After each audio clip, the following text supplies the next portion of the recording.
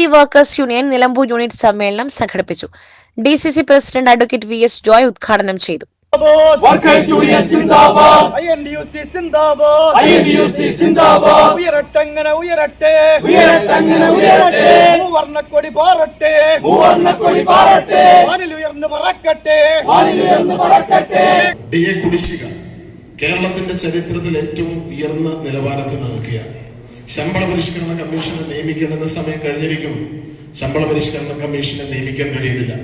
കേരളത്തിലെ ജീവനക്കാരുടെ ആനുകൂല്യങ്ങളെ സംബന്ധിച്ച് ഒരുപാട് ആശങ്കകൾ നിലനിൽക്കുകയാണ്. ആ ആശങ്ക കേരളത്തിലെ ജീവനക്കാരെ പൊതുവെ ബാധിച്ചിരിക്കുകയാണ്. ഇടതുപക്ഷ യൂണിയനുകൾ മുഴുവൻ ദുർബലപ്പെട്ടുകൊണ്ടിരിക്കുകയാണ്. അതുകൊണ്ടാണ് ഇവിടെ റഫറൻഡം നടത്തുന്നതിൽ നിന്ന് ഒളിച്ചോടുകയാണ്. കാരണം ജീവനക്കാർ അവരുടെ പ്രതിഷേധം ഇന്നലകളിൽ രാഷ്ട്രീയ പാർട്ടിയുടെ ചട്ടുകമായി നിന്നിരുന്ന ഇടതുപക്ഷ യൂണിയനിൽപ്പെട്ട ആളുകൾ പോലും CITUവിലെ ആളുകൾ പോലും ഇന്ന് ശക്തമായ പ്രതിഷേധവും പ്രതിരോധവുമായി കടന്നു പോവുകയാണ്. കഴിഞ്ഞ ദിവസം കാലിക്കറ്റ് യൂണിവേഴ്സിറ്റി സെനറ്റ് തെരഞ്ഞെടുപ്പ് നടന്നപ്പോൾ നമ്മൾ കണ്ടതാണ്, അവിടെ CPMന് വിജയിച്ചു വരാൻ കഴിയുന്ന മണ്ഡലങ്ങളിൽ പോലും ഇടതുപക്ഷ ജീവനക്കാരും അധ്യാപകരും ഒക്കെ രഹസ്യ ബാലറ്റിലൂടെ CPMനെതിരെ വോട്ട് ചെയ്യുന്ന സാഹചര്യമാണ്.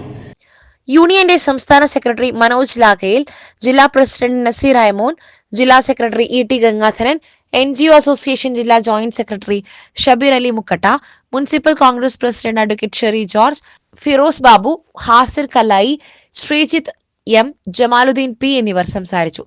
KSRTCയുടെ വികസനത്തിന്റെ നാഴികക്കല്ലായ interstate bus terminal shopping complex യാഥാർത്ഥ്യമാക്കണമെന്ന് സമ്മേളനം പ്രമേയത്തിലൂടെ ആവശ്യപ്പെട്ടു.